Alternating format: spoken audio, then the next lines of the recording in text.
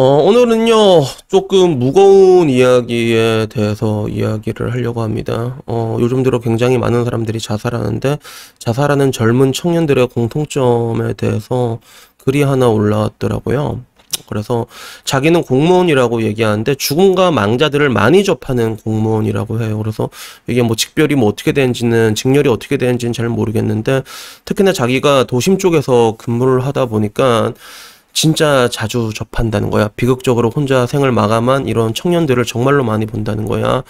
이유는 뭐 다들 알겠지만 자신의 인생을 비관해서 이렇게 결국엔 스스로 목숨을 끊는다고 합니다. 근데 이 현장에 공통점이 있대. 첫 번째가 원룸이고, 두 번째가 쓰레기 더미, 그리고 세 번째가 소주병과 맥주캔이 굴러다니고, 네 번째 배달 음식들이 쌓여있고, 다섯 번째는 노트북이 하나 있고, 마지막으로 공무원 시험 서적과 취업 관련 서적, 자격증 서적들이 이렇게 있다는 거야. 그래서 자기 주변에는 분명히 잘 사는 사람도 있지만 이런 식으로 조용히 스스로 생을 마감하는 20, 30대들도 꾸준하다는 게 씁쓸하다고 얘기를 하더라고. 그래서 뭔가 이 사람들을 질책을 할 게 될 게 아니라 이게 사회적으로 해결 방안이 필요할 것 같은데 이게 막상 또 답은 없는 것 같으니까 좀 자기도 뭐라고 해야 될까 뭐 먹먹하다 이렇게 얘기를 하더라고. 근데 자기도 일을 계속 하다 보니까 이런 시체들을 많이 보게 되는 거야. 처음에는 되게 답답하고 안타깝고 가슴이 먹먹하고 담배도 피고 그랬는데 너무 많이 보다 보니까 이제는 얘가 무슨 직렬 준비하던 애였구나, 어떤 회사 가고 싶었던 애였구나, 이런 생각만 하면서 점점 무감해진다고 하더라고. 근데 그 와중에서 가장 기억에 남는 게 하나가 한 청년의 방이었다고 하더라고. 컴퓨터 바탕화면에 자소서들 엄청나게 꽉 차 있고, 그리고 양복을 입고 앳된 얼굴로 어색하게 웃으면서 증명사진 하나 걸려 있고, 그리고 그 증명사진에 나왔던 정장이 장롱에 걸려있고, 마지막 책상 위에는 엄마 미안해 라고 A4 용지에 적혀 있었다고 합니다. 그래서 이걸 보니까 나도 뭔가 조금 미안해지는 게 있더라고. 그게 왜 그러냐 하면, 저는 여러분을 약간 좀 많이 혼내는 입장이잖아요. 그게 남자든 여자든 간에 많이 혼내는 입장이란 말이야. 근데 뭐라고 해야 될까? 사실 잘못이라고 했을 때 가장 큰, 이제 내가 늘상 말하는 걸로 했을 때 과실상계 비율이라고 하죠. 그죠? 물론 이런 식으로 봤을 때 좀 거시적인 게 굉장히 큰 게 많은 것도 사실이거든요. 그래서 항상 뭐 이제 투자에서도 이제 탑다운이니 바텀업이니 거시적이니 미시적이니 얘기하는 건데, 내가 주로 얘기해 주는 건 미시적인 관점에서 얘기를 해주는 거야. 여러분의 멘탈적인 부분에서 야 열심히 해라, 지금 할 수 있는 가장 작은 것들에 집중해라, 이런 것들에 대해 가지고 이제 혼내고, 그리고 정신 나간 애들이 이제 혼내고, 이런 것들은 이제 미시적에서 이제 자리 잡는 것들이지. 여러분들이 변하면 인생이 변한다라는 것들인데, 근데 문제는 이제 거시적으로 봤을 때 대한민국 이란 나라가 굉장히 문제가 많은 건 역시 사실이거든요. 그래서 저는 아직도 기억나는 게 뭐라고 해야 되나, 내가 해외여행을 오래 다녔잖아. 근데 그 중에서 가장 기억에 남는 건 뭐였냐면, 내가 발리에 있을 때 외국 애들이랑 좀 많이 놀았어. 나보다 한참 어린 애들이었는데 정말 친구처럼 지냈거든. 그 중에 뭐 이제 베어폴이라는 애가 있었고, 이게 스웨덴 애였어. 요즘 한참 말 많은 스웨덴 게이트지. 그래서 만약에 내가 걔네 집에 놀러 갔으면 걔도 밥을 안 줬을지는 모르겠는데 근데 아직도 기억나는 게, 걔네들한테 이게 물어봤어. 너 무슨 일 하니? 왔대요도 이렇게 얘기를 했을 때, 그냥 나 중장비 운전한다, 이렇게 되게 웃으면서 얘기를 하더라고. 그래서 돈 모아가지고 왔다, 이래서 너무 좋다, 다시 가면 또 일해야 된다, 일하기 싫다.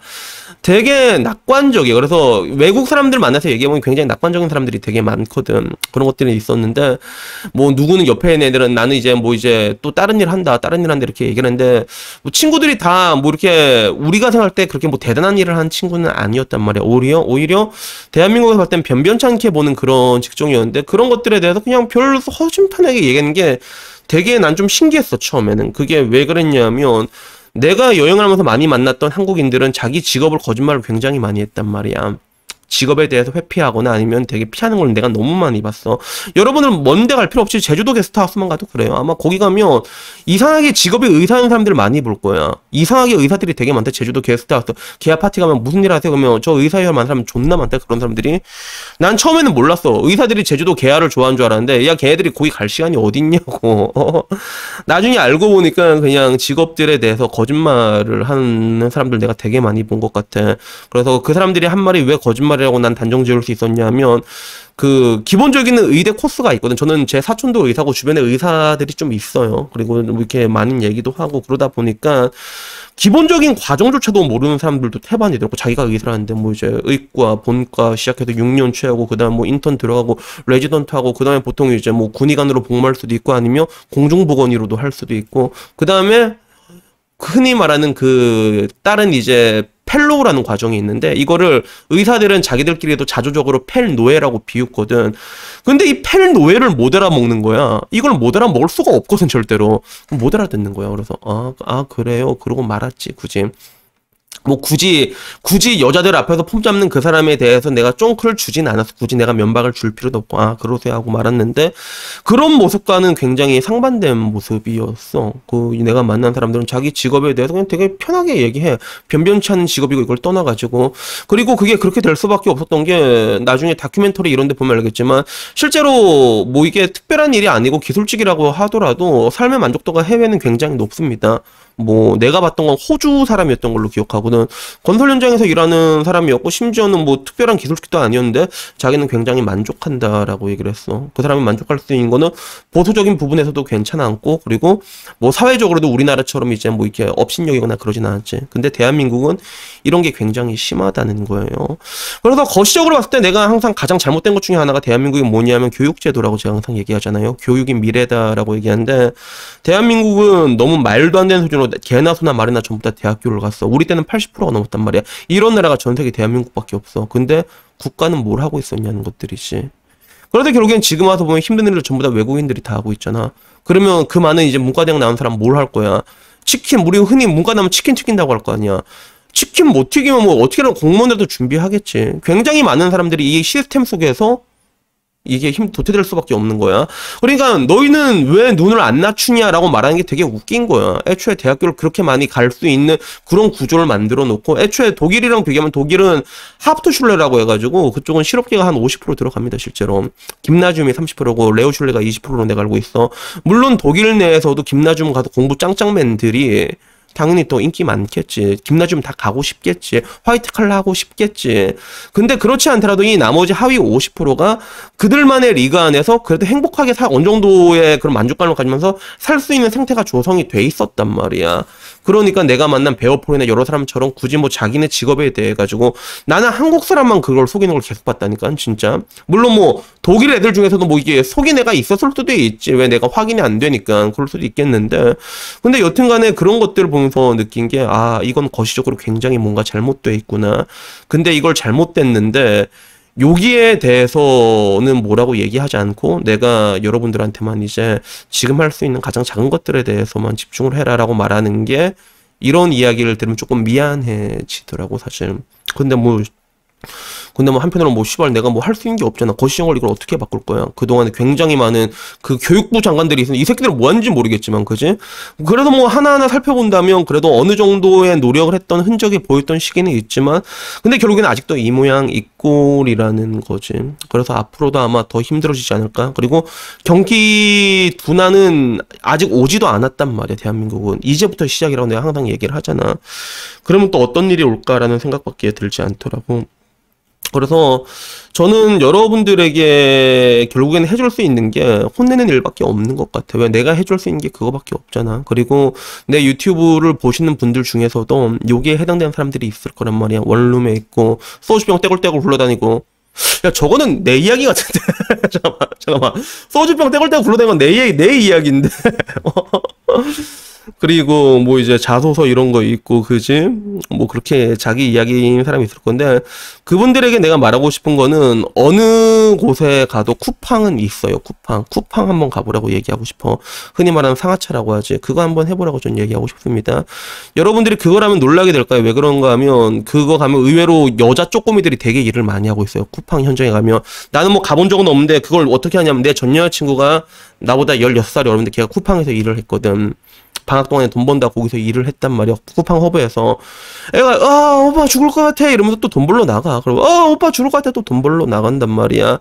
물론 이렇게 얘기하면 여배니 형 여자들은 쉬운 일 하잖아요 라고 얘기하는데 그래도 결국엔 기업에서 사람을 여자가 필요하니까 뽑는 거 아니야, 그치? 그 작업 나름대로 그런 것들이 있단 말이야. 근데 그걸 떠나가지고 내가 얘기하고 싶은 거는 거기서 한번 열심히 일을 해보세요. 그리고 돈을 받고 그리고 집에 오는 길에 국밥집 들려가지고 국밥 한 그릇이랑 소주 한 잔 마셔봐. 진짜 맛있을 거야. 그리고 뭔가 스스로에게 뭔가 좀 뭉클한 게 있을 거야. 특히나 집에서 계속 이런 식으로 이제 살아왔다면 더더욱더 그럴 거란 말이야. 그렇게 딱 2주일만 한번 살아보세요. 2주일만. 2주일 동안 다 일하는 게 아니라 그렇게 하루 한번 5일 동안 일을 해보고 이틀 쉬고 그리고 또 5일 동안 일하고 이틀 한번 쉬어봐. 그러면 그 사이에 그 2주일이 짧은 2주일인데 여러분이 나가면서 보고 듣고 느끼고 그리고 국밥에 소주 먹고 이 2주 동안 굉장히 많은 것들을 배워 있는 자신들을 발견할 수 있을 거예요. 그러니까 제가 말하고 싶은 건 항상 결국엔 똑같아요. 가장 작은 데서 변화는 시작되거든요. 그리고 뭘 해야 될지 모를 때는 돈을 버시면 됩니다. 돈을 벌고 그 다음엔 뭘 하면 된다? 운동을 하시면 됩니다. 그래서 여러분들에게 내가 마지막으로 하고 싶은 말은 그렇게라도 이렇게 악으로 깡으로 바동바동 이렇게 살아가시다 보면 분명히 언젠가는 좋은 날 올 거고 좋은 날 올 거라 생각하고 사는 거건데 근데 아무쪼록 굉장히 비관적인 선택만큼은 좀 안 하셨으면 좋겠어요. 그래서 옛날에 어떤 영화에서 본 것 같은데 그런 단어가 그 단어가 없대. 뭐 이제 와이프를 잃은 남편을 이제 호랍이라고 하잖아. 그리고 반대로 남편을 잃은 아내는 과부라고 하고 반대로 부모를 잃은 자식을 고아라고 하는데 자식을 잃은 부모를 이게 지칭하는 단어는 없다고 하더라고. 그게 왜 그러냐면 너무나 슬퍼서 그래요. 그리고 누군가가 그러는데 진짜 자식이 먼저 떠난 장례식을 가본 적이 있냐고.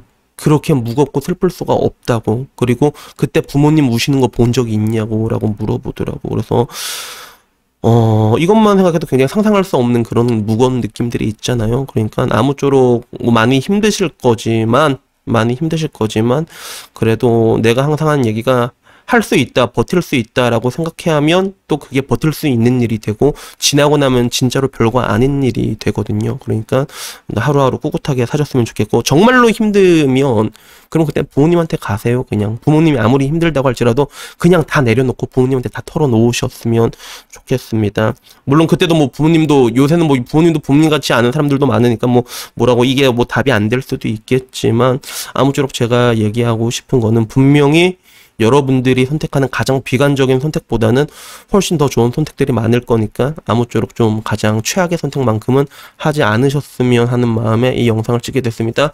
여튼간에 오늘 이야기는 여기까지고요. 다음엔 좀 더 좋은 영상으로 찾아뵙도록 하겠습니다. 이상입니다. 감사합니다.